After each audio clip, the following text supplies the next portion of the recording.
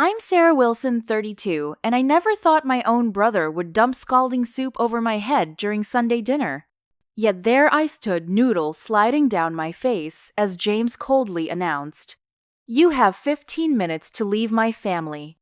Our parents and relatives sat frozen eyes, averted not one word in my defense. The humiliation burned worse than the soup. Years of manipulation had led to this moment. Something inside me snapped, not in defeat but determination. 15 minutes was all I needed to change everything. Before I dive into how everything unraveled, let me know where you're watching from in the comments. Hit that like and subscribe button if you've ever had to stand up to toxic family members. Trust me, this story might just give you the courage you need to draw your own boundaries. To understand how I ended up wearing soup as a farewell gift, you need to know that James and I were never on equal footing in our family. From earliest childhood, the dynamic was crystal clear. James was the golden child and I was the scapegoat. Every family has its patterns, but ours was textbook favoritism. When we were kids, James could do no wrong. I remember when he was 8 and I was 6, he broke Mom's antique crystal vase, a family heirloom passed down from her grandmother. The crash brought everyone running, and when our parents saw the shattered pieces on the hardwood floor, James immediately pointed at me. Sarah pushed me into it, he said, his blue eyes wide with practiced innocence. I was stunned. No, I didn't. I was in my room. James was playing ball in the house after Dad told him not to. It didn't matter. Mom sent me to my room without dinner, and Dad gave me the silent treatment for 3 days. Later that week, I overheard James bragging to his friend about how easy it was to blame me. That was the first time I recognized the pattern, though I didn't have words for it yet. School achievements followed the same rule. I brought home straight A's, and my report card would earn a distracted good job as my parents rushed to watch James's baseball game. Meanwhile, when James managed to pull a B- average, our parents took the entire family out to celebrate at the fanciest restaurant in town. James really applied himself this semester, Dad would announce proudly while I sat silently my own academic excellence, an expected baseline that deserved no special recognition. By high school, I stopped expecting fairness. James wrecked the car Dad bought him for his 16th birthday. I never got a car. James went to expensive summer camps. I stayed home and watched the neighbors' kids for pocket money. When college approached, the disparity became impossible to ignore. "We've been saving for James's education his whole life," Mom explained when I asked about college funds. "He'll be the first doctor in the family. You've always been so independent, Sarah. We know you'll figure something out." I worked 3 jobs through college: waitressing, mornings, campus library, afternoons, and retail evenings and weekends. I graduated with honors in marketing and $40 0 student debt. James dropped out of pre-med after 2 years of partying, switched to business, and graduated with a C average debt-free. Our parents paid for everything, including an apartment off campus, because dorm life wasn't conducive to James's learning style. My best friend Rachel was the first person to name what was happening. We met freshman year when we were assigned as roommates, and she witnessed my family dynamic firsthand when she came home with me for Thanksgiving. "That's some textbook golden child scapegoat stuff," she said afterward.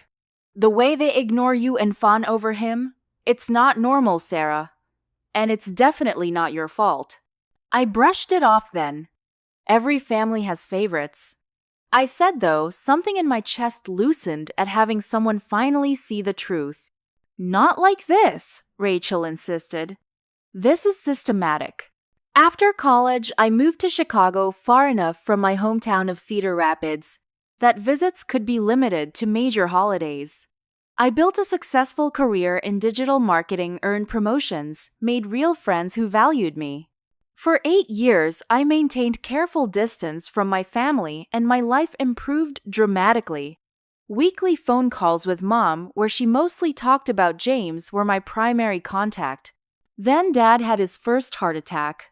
"You need to come home," Mom said over the phone, her voice tight with stress. "James is too busy with the business to handle everything, and I can't do it alone." That was 3 months ago. I took a leave of absence from my job, packed up my apartment, and moved back into my childhood bedroom temporarily to help care for Dad during his recovery. I told myself it would be different this time.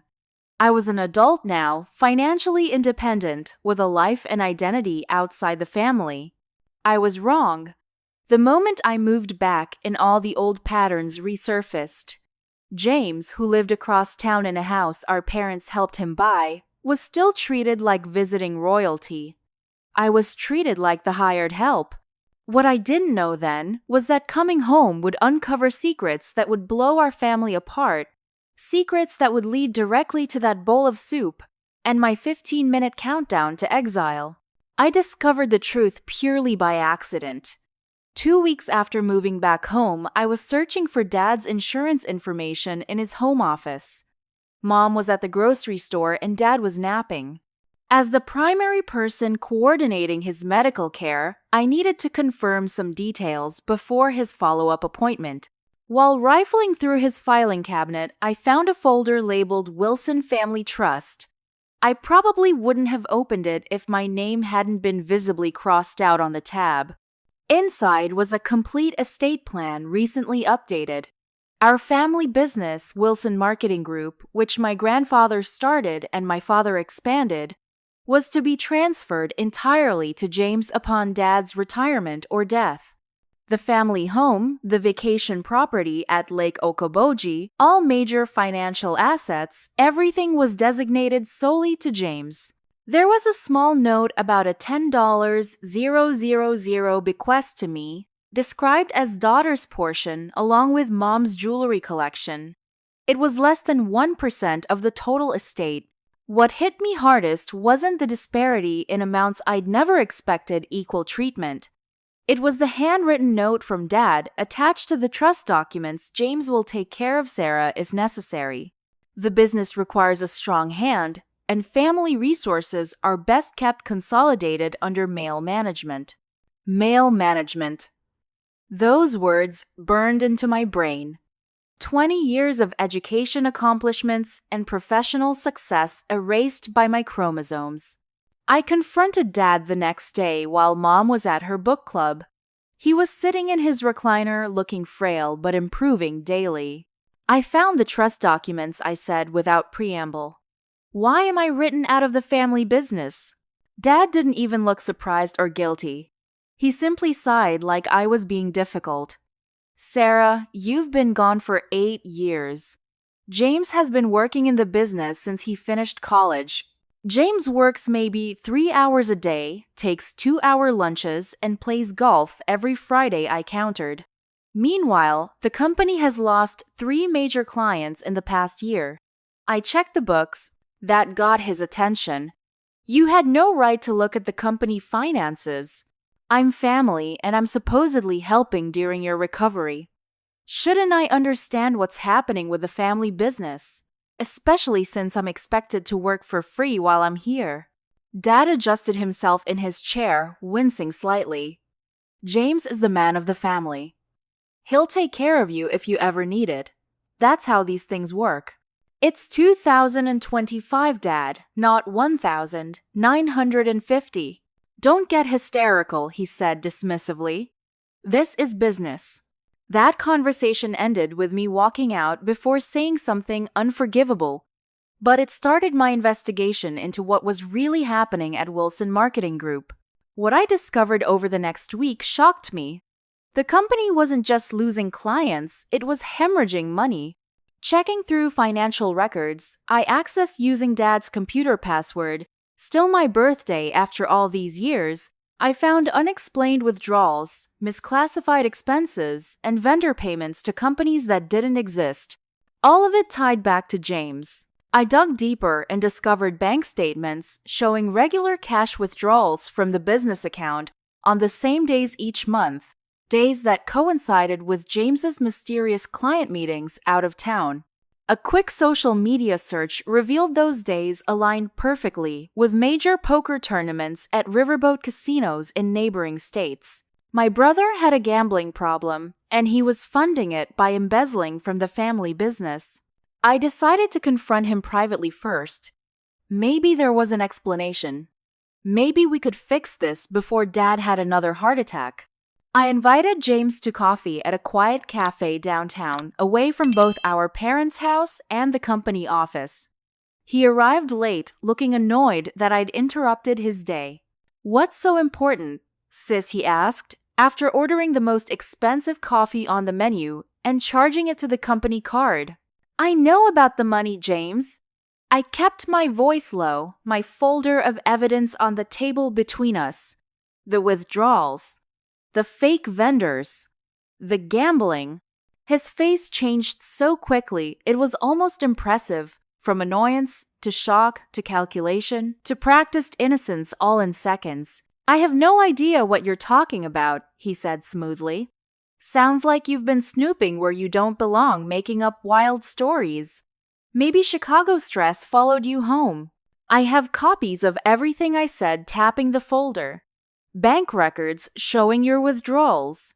Casino photographs with timestamps matching your client meetings.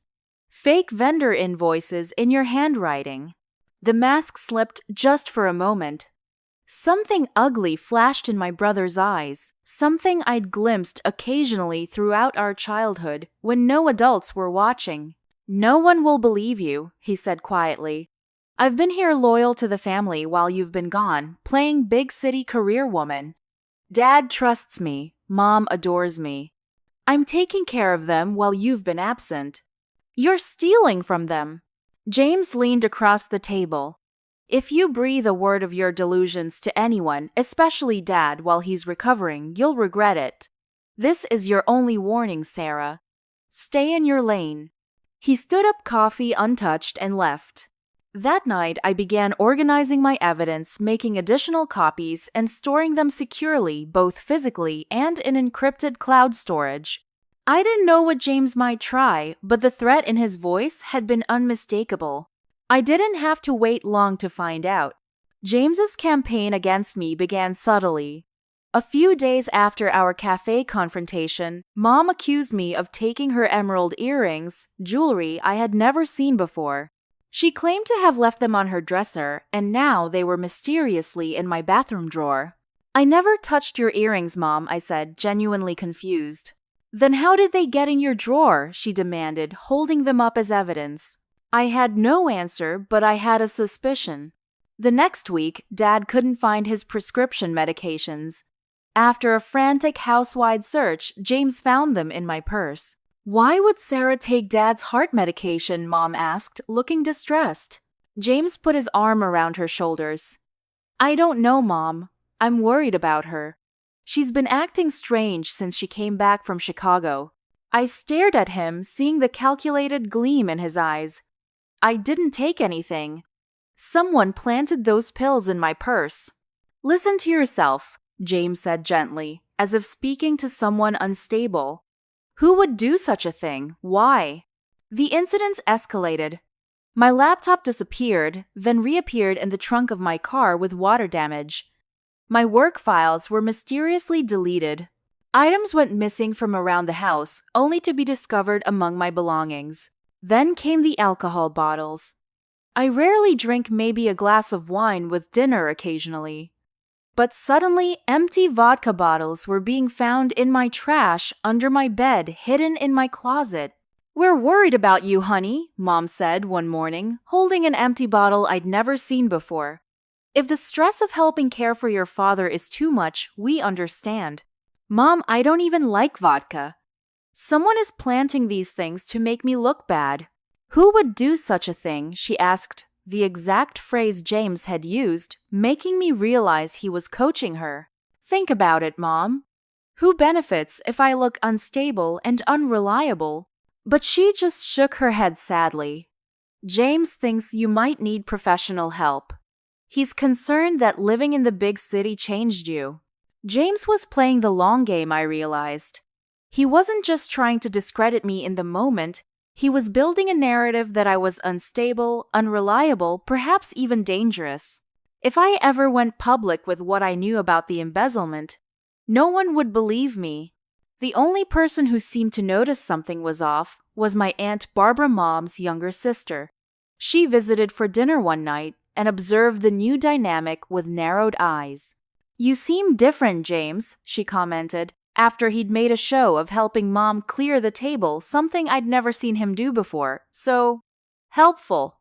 Later, she cornered me in the kitchen. "What's going on, Sarah? The atmosphere in this house is bizarre." I hesitated, then decided to confide in her. Aunt Barbara had always been more clear-eyed about family dynamics than her sister. We stepped out onto the back porch, and I told her everything: the inheritance plan, the embezzlement, James's campaign to discredit me. "I always knew your mother favored James, but this is beyond dysfunctional," she said when I finished. "Still, embezzlement is a serious accusation." "Are you absolutely certain?" "I have documented proof," I assured her. "I can show you." But as I turned to go inside and retrieve my hidden files, I saw a shadow move away from the kitchen window. James had been listening. The next day, things escalated dramatically. I came home from grocery shopping to find my bedroom had been ransacked, drawers emptied, mattress askew, closet contents strewn everywhere. "What happened?" I gasped. Mom was sitting in the living room looking shaken. "James stopped by to drop off some paperwork for your father and heard noises from your room. When he checked, he found someone had broken in. Nothing seems to be missing, thank goodness." I looked at the supposedly jimmied window. The marks were clearly made from the inside. "Mom, this is—" "He called the police already," she interrupted. "They took a report." The implications hit me. James now had an official police report, suggesting an intruder had been in my room. Anything he wanted to find there later would seem to have been planted by the mysterious burglar. That night, I installed a small security camera in my bedroom, hiding it among my books. If James was planting evidence, I would catch him in the act. 2 days later, my car was vandalized in the driveway, keyed along both sides with deep gouges. When I called to report it, James arrived before the police. "Insurance fraud is a serious crime, Sarah," he said, just quietly enough that our parents couldn't hear as they fretted near the damaged vehicle. "First theft, now this. People might think you're trying to get money to solve some sort of problem." The implication was clear. He was setting me up as someone desperate for money, perhaps to feed the alcohol problem he'd manufactured evidence of. The campaign reached its peak during a family dinner to which James had invited several extended family members, including Aunt Barbara. As we ate, James casually mentioned being concerned about my mental health. The mood swings, the missing items, the drinking. "I'm really worried," he said, his voice dripping with fake concern. "Sarah just hasn't been herself since coming home." I put down my fork. "That's enough, James." "See what I mean?" he said, gesturing toward me. "So defensive." "We're just trying to help Sarah." I looked around the table at my mother's worried face, my father's confusion, my cousin's uncomfortable expressions. Only Aunt Barbara and my cousin Alex looked skeptical of James's performance. If anyone's interested in the truth, I said evenly I'd be happy to provide it, along with evidence. James's smile didn't waver, but something flickered in his eyes. Fear, maybe. Good. That night, checking my hidden camera footage, I discovered something chilling. James had indeed been in my room while I was out. Not planting evidence this time, but installing something in the corner near my desk. Zooming in on the footage, I realized with horror it was a tiny camera. My brother wasn't just gaslighting me. He was spying on me in my most private moments. The war had just escalated to a new level. Number. Part 5. The Fake Medical Crisis. The morning after I discovered James's spying device, I carefully removed it without letting on that I'd found it. I wanted him to think his surveillance was still active. Then I systematically checked every room I regularly used, finding 2 more hidden cameras, one in the bathroom vent and another in the living room bookshelf. I left those in place as well, but adjusted them slightly so they wouldn't capture anything useful. I was formulating a plan to expose James when he played his next card, one I never saw coming. I was at the grocery store when Mom called hysterical. James collapsed. We're at Memorial Hospital. The doctor says it might be stress-induced. You need to come right away. I rushed to the hospital, genuinely concerned despite everything. Whatever James had done, a medical emergency, was serious. When I arrived at the hospital room, the scene was exactly what James would have choreographed if he'd planned it. Mom was tearfully clutching his hand. Dad was in a wheelchair beside the bed, looking pale and worried. James himself was hooked up to monitors, appearing weak but stoically brave. What happened? I asked. His blood pressure spiked dangerously, Mom explained. The doctor said it could have been a stroke.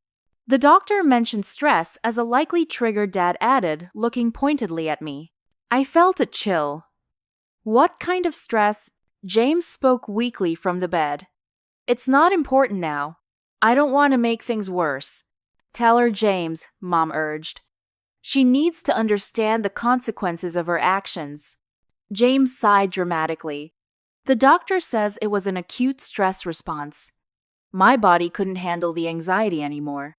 He paused, then added reluctantly, Sarah, your accusations, the tension you've created since coming home. Dr. Gardner says I need to eliminate sources of negative stress. I was speechless. He was actually blaming me for his supposed medical condition. I think you should apologize to your brother, Mom said firmly, and drop these delusional ideas you've been spreading. I'd like to speak with James's doctor, I said instead. Dr. Gardner is very busy, James said quickly. She'll be by on rounds later. As if on cue, a woman in a white coat entered the room. Mr. Wilson, how are you feeling now? But it wasn't Dr. Gardner. It was Dr. Emily Chen, a family friend who had known us since childhood. She looked surprised to see all of us there. Emily, I said, you're treating James. I was called in for a consultation, she explained. James's blood pressure was elevated, but all other vitals are normal. We're running tests, but honestly, there's no indication of anything serious. I saw James's expression tighten momentarily. But Dr. Gardner said it could have been a stroke, Mom insisted. Emily looked confused. I haven't seen Dr. Gardner's notes yet, but that seems like an overstatement based on the presentation. Classic anxiety symptoms are more likely. After checking James's vitals and making notes, Emily asked to speak with me in the hallway. Sarah, is everything okay at home? She asked quietly. James's condition seems performance-like. His symptoms don't match his test results. Everything is not okay, I admitted. But it's complicated. Well, from a medical perspective, there's nothing keeping him in the hospital. This isn't a cardiac event or anything neurological. We'll discharge him this afternoon. Back in the room, James had already shifted strategies, telling our parents he wanted to be strong and go home. I don't want to worry everyone, he said nobly. I just need rest and peace. The implication was clear. Peace meant me dropping my delusions about his embezzlement. When we all returned home, Mom cornered me in the kitchen. I don't know what's gotten into you since you came back from Chicago, but your vendetta against your brother needs to stop. Look what it's doing to this family. Your father's barely recovering, and now James is in the hospital. Was in the hospital, I corrected. For anxiety symptoms, he was exaggerating. Mom slapped me. In 42 years, she had never once raised a hand to me. I stared at her in shock, my cheek stinging. Your brother has been nothing but supportive of this family while you've been gone living your selfish life, she hissed. James is right, something's wrong with you. That evening, things got even worse. James's wife, Melissa, arrived ostensibly to help during his recovery from his non-existent medical crisis. Within hours, she cornered me when no one else was around. James told me everything she said, arms crossed. about how you've been hitting on him since you came back. What I was genuinely stunned. He showed me the texts. Disgusting, Sarah. Your own brother. He deleted them, of course, didn't want anyone else to see, but he told me all about your inappropriate suggestions. I realized with sick clarity what James had done. While he had access to my phone probably during one of his room searches, he had manufactured fake evidence of me supposedly making advances toward him. It was brilliant in its destructiveness. The perfect character assassination that I could never disprove. At a hastily organized family meeting that evening, James and Melissa presented a united front, subtly suggesting to everyone that I had boundary issues, drinking problems, and possibly delusions. Mom supported every word. Dad looked too exhausted to intervene. Only my cousin Alex, who had arrived with his parents, seemed skeptical. During a moment, when everyone was distracted with dessert, he whispered to me, "This is insane. James has always been manipulative, but this is next level." "You believe me," I whispered back, feeling a surge of desperate hope. Let's just say I've seen enough of James's perfect son act to know better. Plus, I work in finance. If you really have evidence of embezzlement, I might be able to help. It was the first glimmer of alliance I'd felt since coming home. But it was short-lived. That night, I discovered the camera I'd hidden in my own room had caught James planting something under my mattress. Checking carefully, I found it a small bag containing unidentified pills and a burner phone with disturbing searches in its history. He wasn't just trying to discredit me anymore. He was setting me up for something that could destroy my life completely. The next morning, everything imploded. I was in the kitchen making coffee when I heard loud knocking at the front door. Before I could answer it, 2 police officers were standing in our entryway with James hovering anxiously behind them. "Sarah Wilson," the taller officer asked. "Yes. I'm Detective Mark Thompson," he said, showing his badge. "We need to ask you some questions about missing property from this residence." James had actually filed a police report against me. I felt dizzy with disbelief as Detective Thompson explained that several valuable family heirlooms had been reported missing, and James had reluctantly suggested I might be involved. "My brother is lying," I said firmly.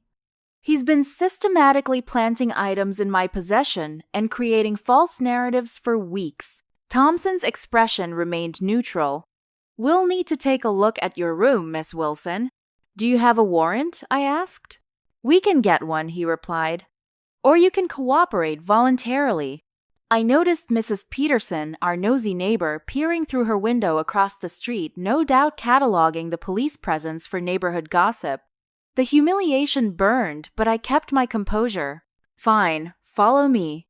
I led them upstairs, acutely aware of James trailing behind with a concerned expression perfectly crafted for his audience, my now awake parents who watched in horror from the living room doorway.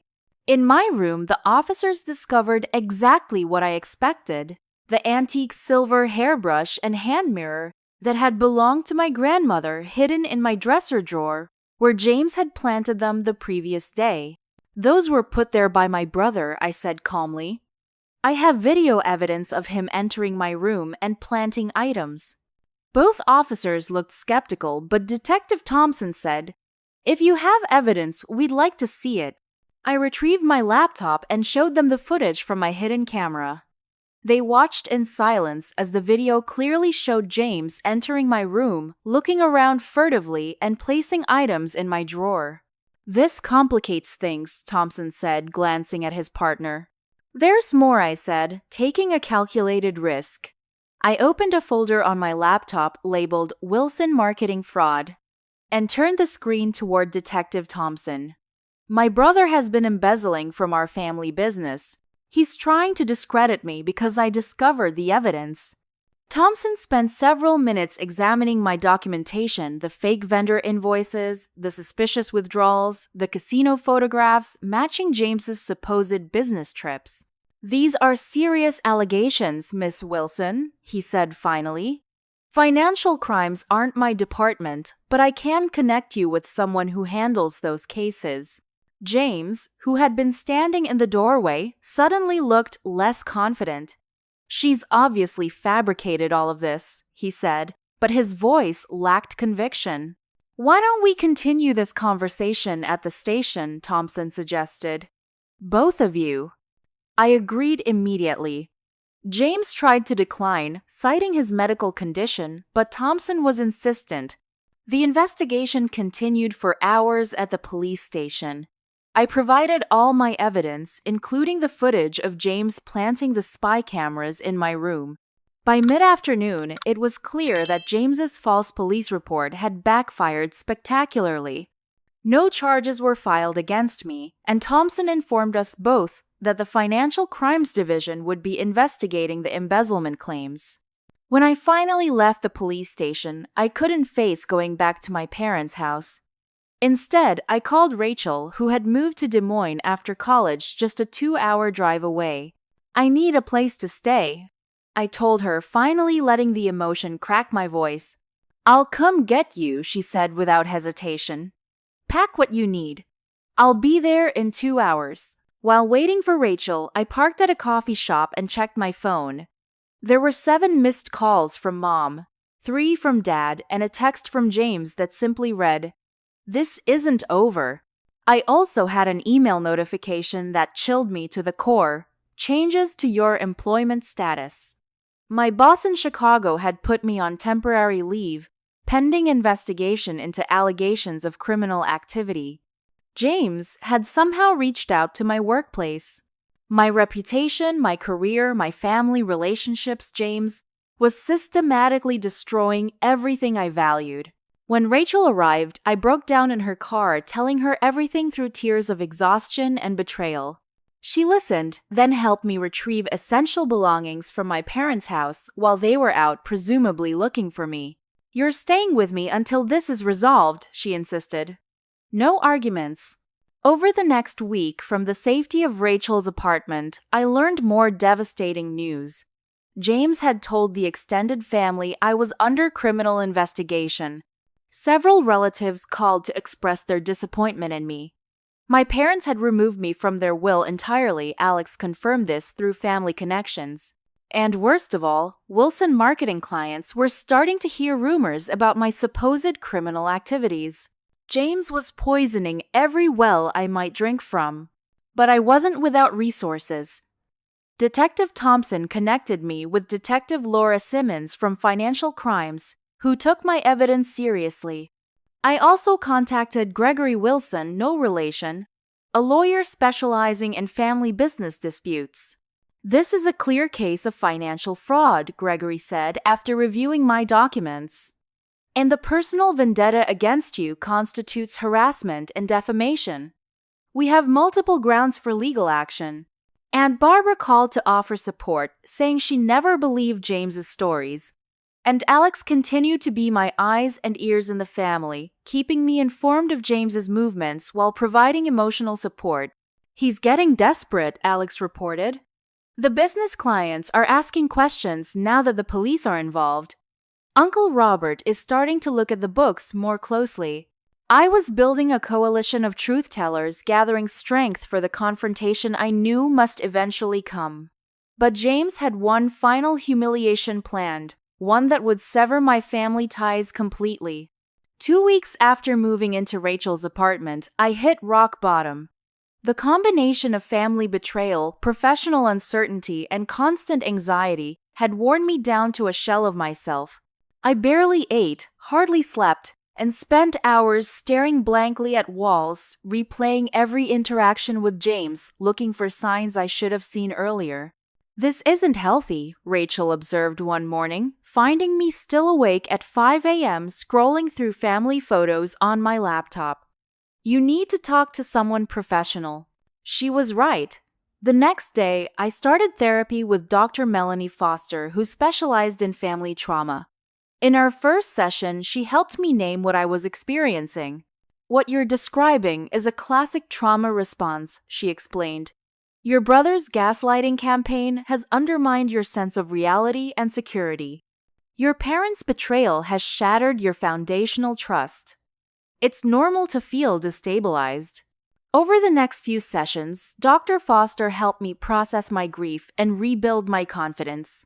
You survived in that family by accommodating their dysfunction, she explained. You minimized the unfairness, rationalized the favoritism, and blamed yourself for their treatment. That was a child's survival strategy. But you're an adult now, with adult resources and perspective. Her words penetrated my fog of depression, awakening something stronger within me. Why was I hiding? Why was I allowing James to define the narrative? Rachel reinforced this awakening. You've always backed down to keep the peace, she pointed out. That's exactly what James is counting on. He thinks if he pushes hard enough, you'll give up and disappear. What's the alternative? I asked. They've chosen their side. The alternative is fighting back. Not for their approval, that's a lost cause. But for justice, for your reputation, and to stop him from doing this to anyone else. She was right. I'd been reacting defensively instead of taking control of the situation. It was time to change strategies. My first step was contacting family lawyer Gregory Wilson again. We developed a comprehensive plan to expose James's financial crimes and protect my interests. The police investigation will move at its own pace, Gregory advised. But we can accelerate things by bringing our evidence directly to the family and key business stakeholders. Next, I reached out to Aunt Barbara and Cousin Alex, who had remained steadfastly supportive. Barbara suggested organizing a family meeting where I could present my evidence. Your parents won't listen to just you, she acknowledged. But if several family members express concern, they might be forced to take it seriously. Alex, who worked in corporate finance, reviewed my evidence and added professional weight to my claims. This isn't ambiguous, he confirmed. James has been systematically stealing from the company for at least 3 years. I can present this in terms your father will understand. As we built our case, Dr. Emily Chen, the doctor who had seen James during his fake medical emergency, also offered support. His claimed symptoms were inconsistent with his actual condition, she stated in a written assessment. I'm concerned about the pattern of deception you've described. With these allies in place, I agreed to attend a family dinner at my parents' house to address the situation directly. Barbara would be there with her husband, along with Alex and his parents. Dr. Chen agreed to come as both a medical professional and family friend, and Gregory would attend as my legal counsel. Are you sure you're ready for this? Rachel asked as she helped me prepare. No, I admitted. But I'm done hiding. The evening of the confrontation arrived. I drove to my parents' house with Rachel beside me, for moral support, my stomach in knots but my resolve firm. Gregory would meet us there. When we arrived, I was surprised to see more cars than expected in the driveway. Inside, I discovered James had turned my intervention into a counteroffensive. He had invited his wife Melissa, his in-laws, and several family friends known to be firmly in his corner. They sat clustered in the living room, a wall of support behind his position at the head of the table. Mom had prepared an elaborate dinner, clearly unaware of the real purpose of the gathering. Dad sat in his usual place, looking better physically, but tense. Sarah, Mom said stiffly when I entered, "We didn't think you'd come." "I said I would," I replied, keeping my voice even. James stood and approached, wearing an expression of concerned magnanimity. "I'm glad you're here, sis.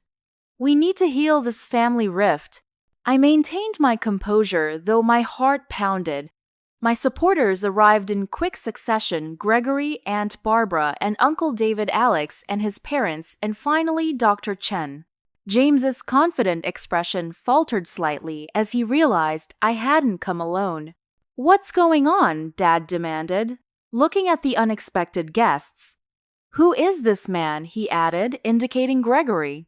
"This is Gregory Wilson, my attorney," I explained. "I've asked him here because we need to discuss serious matters affecting the family and the business." James immediately went on the offensive. "See what I mean?" he said to the room at large. She's threatening legal action against her own family now. No one is threatening anything, Gregory interjected smoothly. I'm here to ensure that facts are presented accurately and rights are respected. The tension in the room was palpable. Mom insisted we all sit down to dinner first, probably hoping food would diffuse the situation. It didn't. We ate in uncomfortable silence, the elaborate meal tasting like ashes in my mouth as I prepared for what was to come. As dessert was being served, I decided it was time. I stood up, folder of evidence in hand. I have something important to share with everyone, I began. But before I could continue, James abruptly rose from his seat, grabbed his bowl of soup. He'd asked for soup instead of dessert, claiming digestive issues, walked deliberately to where I stood, and upended the entire bowl over my head. Hot liquid cascaded down my face, and neck, noodles and vegetables sliding grotesquely onto my shoulders and chest. The room froze in collective shock. You have 15 minutes to leave my family, James said coldly, staring directly into my eyes. Pack your things and get out of this house and our lives. If you're not gone by, then I'll have you removed. No one moved. No one spoke. My mother's hand was pressed to her mouth, my father's face was ashen, but neither made a move to defend me. James's supporters looked uncomfortable but remained silent. Even my own allies seemed momentarily paralyzed by the brazenness of the attack. I stood there, dripping and humiliated, feeling something inside me shift irreversibly. In that moment of public degradation, I found perfect clarity. 15 minutes. That's all I needed. The first 60 seconds after James dumped soup on my head were surreal, as if time itself had paused. While hot liquid dripped down my scalp and vegetable pieces clung to my hair. The silence in the dining room was absolute. Then Rachel broke the spell, jumping to her feet. "What the hell is wrong with you?" she shouted at James. That unleashed chaos, voices raised in confusion, and anger, chairs scraping back, people standing. Through the commotion, I remained still, soup dripping onto my mother's pristine dining room carpet. 15 minutes, I finally said, my voice cutting through the noise. Everyone turned to look at me. Without another word, I walked calmly from the dining room up the stairs to my childhood bedroom. Aunt Barbara followed with a towel, which I accepted with a nod of thanks. "Sarah, I'm so sorry," she began, but I shook my head. "No time," I said simply. "I need to focus." As Barbara reluctantly left, I quickly dried my hair and changed my clothes. Then I began executing the contingency plan I'd prepared weeks ago but hoped never to need. Minute 3, I opened my laptop and logged into my encrypted cloud storage. Every piece of evidence I had against James was already safely backed up online, but I needed to download the most recent documents I'd gathered. I also needed the contents of my father's computer, the files that would prove conclusively that James had been embezzling. Minute 5, I slipped down the back stairs to Dad's home office. The voices from the dining room were still raised in argument. Good. That meant James wasn't watching me. I inserted a high-speed thumb drive into Dad's computer and ran the automated backup program I'd created. It would extract all financial records, emails, and documents related to the business. Minute 8. While the program ran, I gathered the physical evidence I'd hidden in various places around my room. Original documents I'd photocopied, the spy camera James had planted, and photographs I'd taken of manipulated business records. I packed these carefully in a waterproof document case. Minute 10, I returned to Dad's office. The download was complete. As I removed the thumb drive, I noticed a new email in Dad's inbox from the family accountant expressing serious concerns about discrepancies discovered during quarterly review. I quickly forwarded it to my own email address and to Gregory's. Minute 12.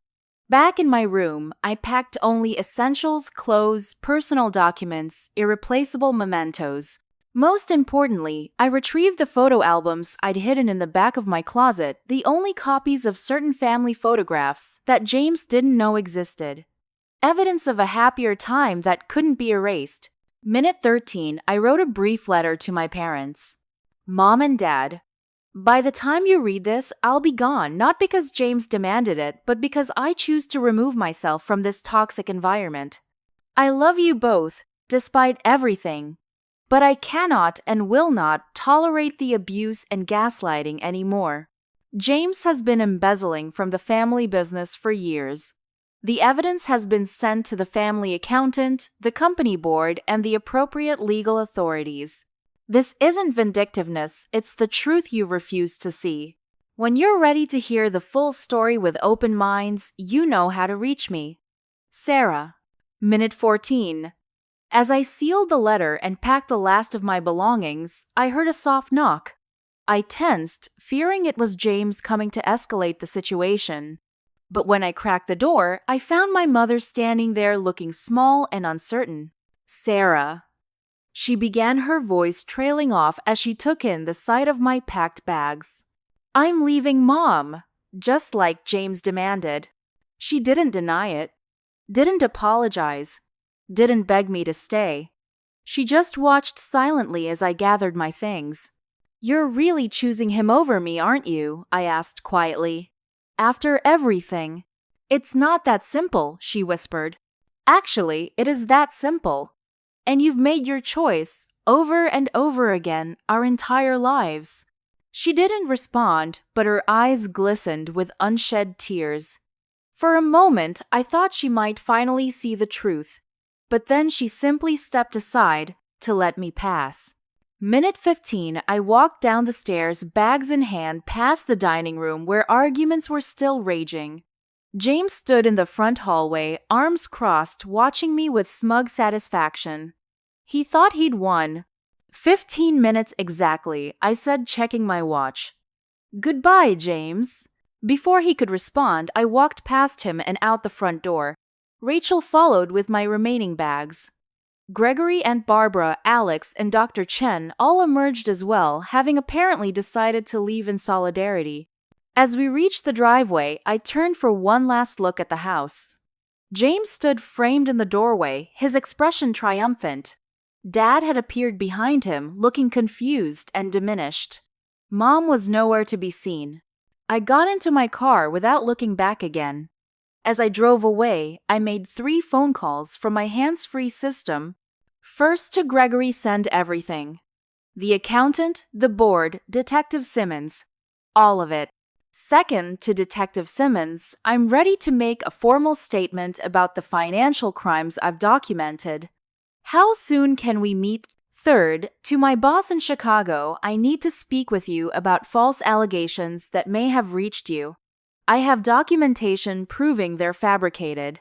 As the family home receded in my rearview mirror, I felt no triumph, no vindication, just a hollow sadness for what could have been mixed with the first fragile tendrils of freedom. 15 minutes had changed everything. Not just my living situation or my relationship with my family, but my understanding of myself. I wasn't the family scapegoat anymore. I was simply Sarah Wilson standing in my own truth. The road ahead would be difficult. James wouldn't go down without a fight. My parents might never accept the reality of what he'd done. But for the first time since returning to my hometown, I was moving forward rather than being pulled back into old patterns. 15 minutes. That's all it took to begin reclaiming my life. 1 week after walking out of my parents' house with soup-dampened hair, I sat in Rachel's guest room reviewing emails with a sense of grim vindication. The carefully constructed house of cards James had built was collapsing faster than even I had anticipated. The first domino fell the morning after the soup incident, when the Wilson Marketing Group's accountant, Howard Friedman, received my evidence package. Howard had worked with my father for 25 years and was known for his meticulous attention to detail. He immediately initiated a comprehensive audit and froze all non-essential company accounts. By midweek, the IRS Criminal Investigation Division had opened a case based on the documentation I provided. Special Agent Camila Diaz contacted me for a detailed interview explaining that the patterns of withdrawal and fake vendor payments constituted textbook tax fraud. "This isn't a minor discrepancy," she explained. "We're looking at systematic fraud over at least 3 years, potentially totaling hundreds of thousands of dollars." Detective Simmons from the local police department was equally direct when we met. "Financial crimes aren't as visible as violent ones, but they can be just as devastating to victims," she said. "Your family business, and by extension, your family has been victimized by Mr. Wilson's actions." I appreciated that she didn't sugarcoat James's crimes just because he was family. Blood relation didn't excuse stealing, gaslighting, or destruction of reputation. Most surprisingly, several Wilson marketing clients contacted me directly after receiving my evidence package. These were business owners who had known my grandfather and father for decades and had watched me grow up. Their loyalty to the Wilson name didn't extend to covering up financial impropriety. "We always thought it was strange when James became the point person for our account," Martin Chen, our largest client, told me during a video call. "He never seemed to understand our business the way your father did." Now we know why he was so eager to control the billing. On the personal front, the reactions from family members varied wildly. Aunt Barbara became my fiercest advocate, calling daily to check on me and providing updates on family dynamics. She had confronted my mother directly after the soup incident. "I told Elaine she should be ashamed," Barbara reported. "Her own daughter publicly humiliated, and she just stood there. I've never seen such cowardice." Alex and his parents similarly stood with me, making it clear to the extended family that they believed my evidence and supported my actions.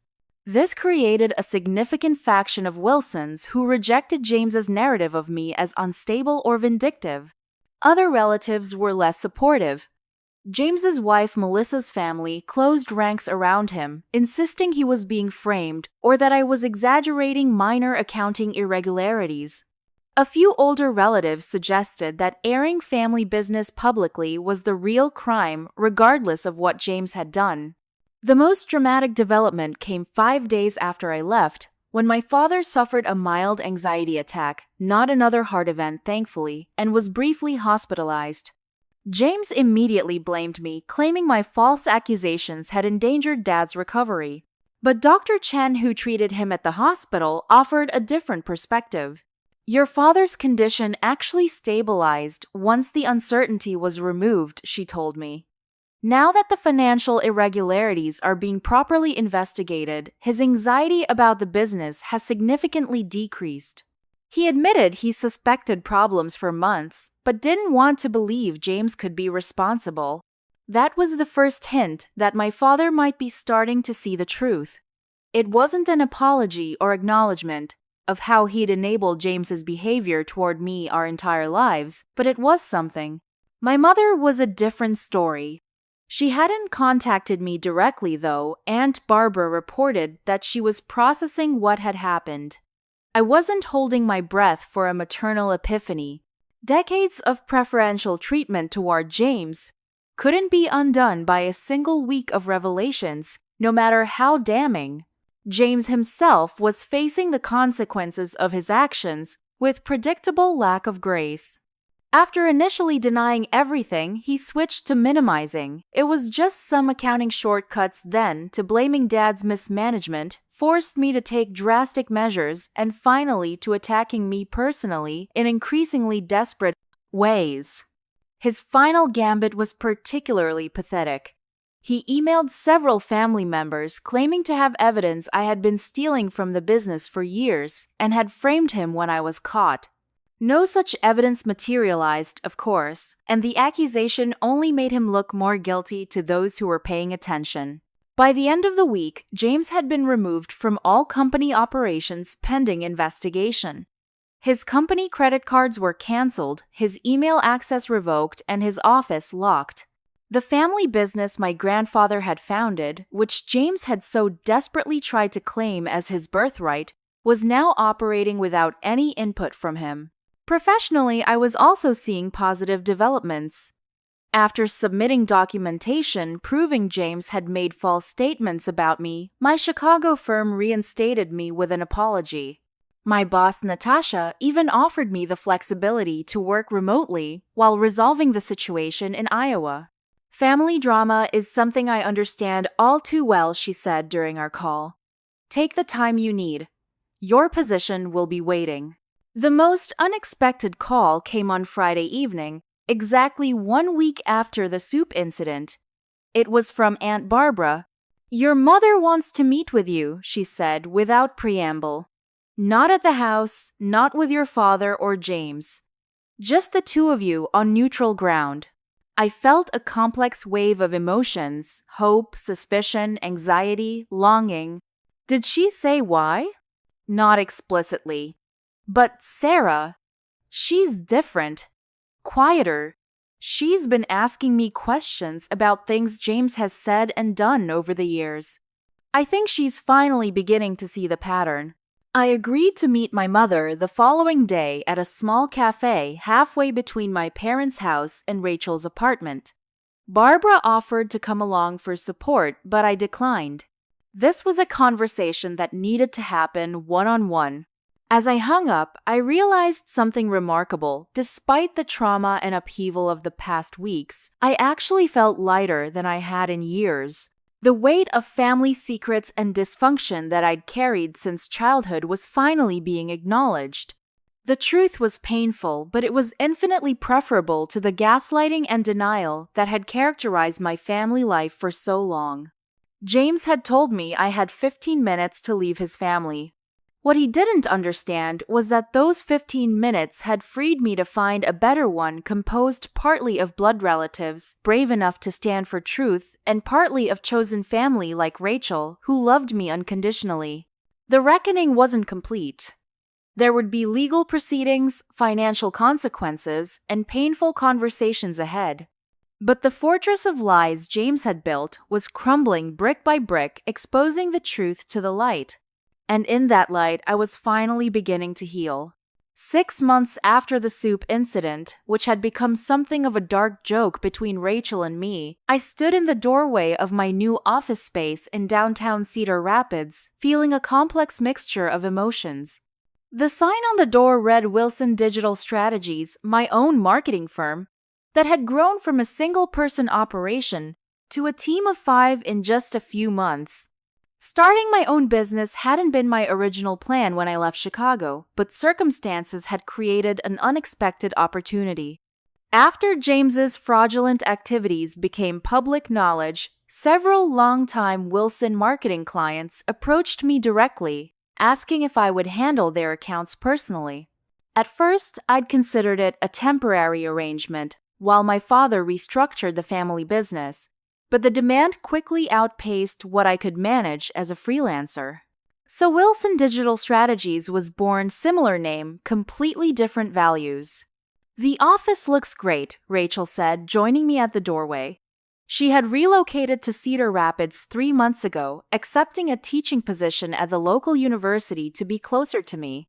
Hard to believe how much has happened since winter. Indeed, the past 6 months had transformed nearly every aspect of my life. The criminal investigation into James's embezzlement had resulted in formal charges, 3 counts of wire fraud, tax evasion, and falsification of business records.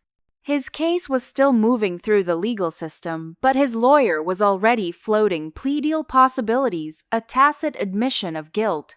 The family business had survived, though, in a much diminished form. My father had been forced to sell their commercial building to cover tax liabilities and repay misappropriated client funds. Wilson Marketing Group now operated from a small suite of offices near the edge of town, with Dad slowly rebuilding client trust with Howard Friedman's help. James's personal life had imploded alongside his professional one. Melissa had filed for divorce shortly after his assets were frozen, taking their young son to live with her parents in Minnesota. James himself had moved to Des Moines, supposedly for a fresh start, though rumors suggested he was simply hiding from former friends and associates who now understood how thoroughly he'd betrayed everyone's trust. My relationship with my parents had evolved in ways I never expected. Dad had initially retreated into a shell of shame and disbelief as James's crimes were exposed. The son he'd championed his entire life, positioned to inherit everything, had nearly destroyed the business that 3 generations of Wilsons had built. It was a psychological blow that sent him into a deep depression. Gradually, though, with therapy and medication, he began to emerge from the darkness.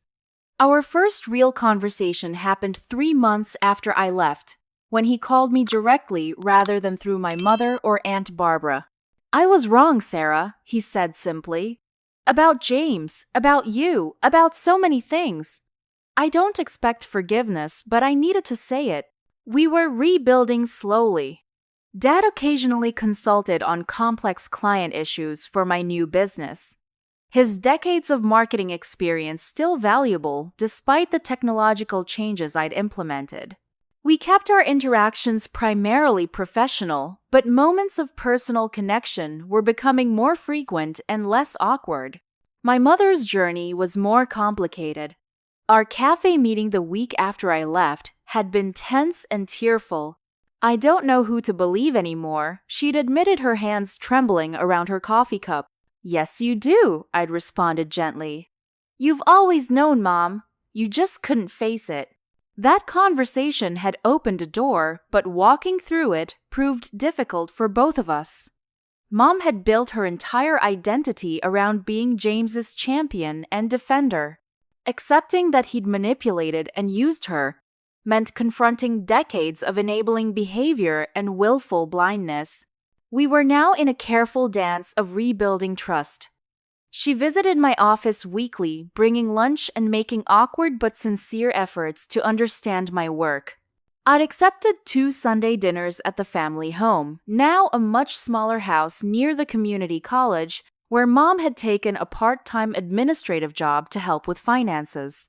The extended family had largely sorted itself into 3 camps: those who fully supported me and condemned James's actions, those who still believed James was somehow being framed or exaggerated against, and those who simply wanted to pretend nothing had happened, maintaining superficial relationships with everyone while avoiding substantive conversations. Aunt Barbara remained my staunchest ally, hosting monthly family gatherings that created safe spaces for those of us navigating the new reality. My cousin Alex had become a close friend and occasional business advisor, his financial expertise proving invaluable as I established my company.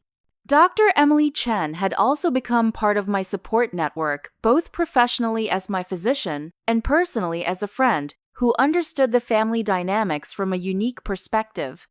She occasionally joined our chosen family dinners where the conversation flowed freely without the weight of Wilson family history.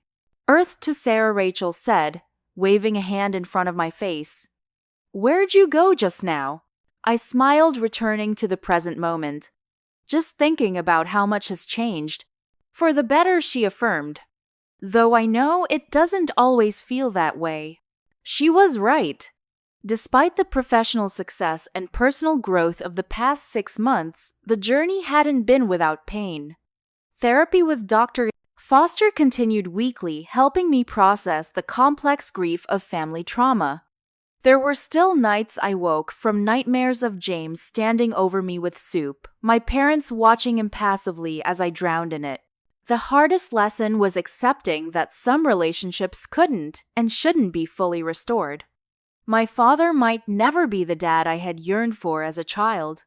My mother might never fully acknowledge the role she played in enabling James's behavior. And some family members would always view me as the troublemaker who exposed uncomfortable truths rather than keeping up appearances. But I was learning to be okay with that incompleteness. The family I had now, partly biological, partly chosen, was healthier and more authentic than the one I'd left behind on that soup-drenched evening. "We should get going," Rachel reminded me, checking her watch. "Barbara's expecting us at 7. Tonight was special, a small dinner celebrating both my company's success and 6 months of rebuilding my life. Barbara was hosting at her home with Alex, his partner Michael, and Dr. Chen joining us.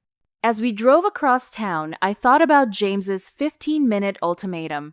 He had intended it as the ultimate rejection, a final power play to force me from the family and protect his secrets. Instead, it had become the catalyst for my liberation. Those 15 minutes hadn't just made me leave my family, they had given me the strength to find my real one. Sitting around Barbara's dining table later that evening, sharing stories and laughter with people who truly saw and valued me, I raised my glass in a toast. To family, I said. Not the one we're born into, but the one we choose, and earn the one that chooses us back. As glasses clinked and warm smiles were exchanged, I felt the final piece of healing click into place. The road ahead would still have difficult moments. Legal proceedings against James would continue. Relationships with my parents would require ongoing navigation, but the foundation I now stood on was solid. James had tried to destroy me with humiliation and rejection. Instead, he had inadvertently set me free. I may have left that house covered in soup, but I walked away with my dignity, my truth, and ultimately my power. And that was a victory no one could ever take away from me. If you've ever had to stand up to a family member who was trying to manipulate or control you, I'd love to hear your story in the comments.